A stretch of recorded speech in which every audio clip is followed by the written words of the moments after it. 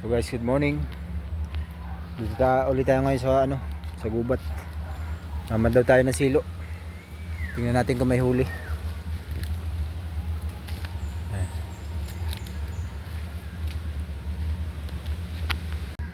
Ayun yung isa nating silo, walang huli. Tingnan natin yung iba.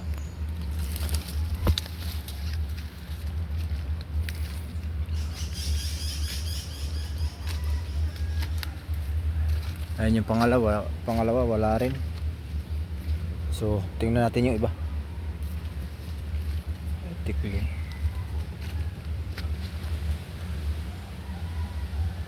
Ayun guys, yung isa may huli oh. Ayun oh. Ibon, tikling yata.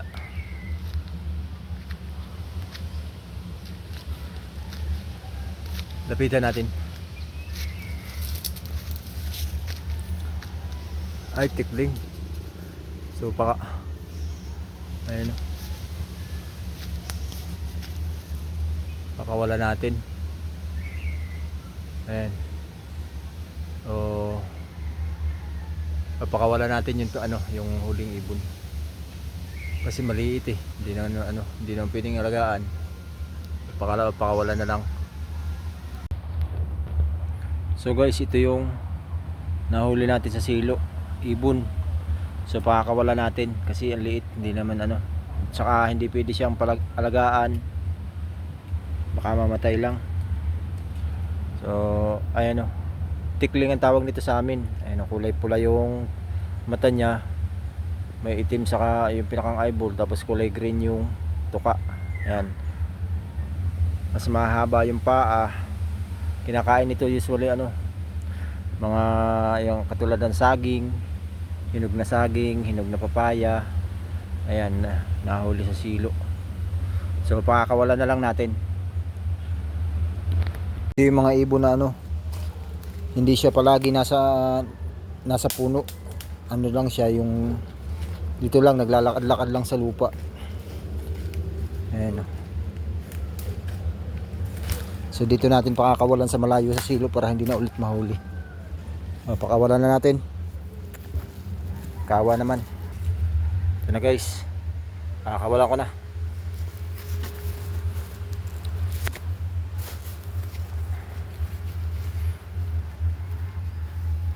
Hindi naman siya pwedeng alagaan eh. Ayun na, oh. Ayun na siya. Ayun na. Ayun, malayo na. Ayan. So nakalayo na siya guys. Wala na, ang bilis. Wala na kagad. Okay, hanap tayo ng yung bitag ko kasi lang yun, bitag sa labuyo. May nahuli na akong isa, so inaalagaan ko. Ayun, mabait na, tumutuka na ng yung binibili na patuka. So mabait na hindi na siya katulad dati na mailap.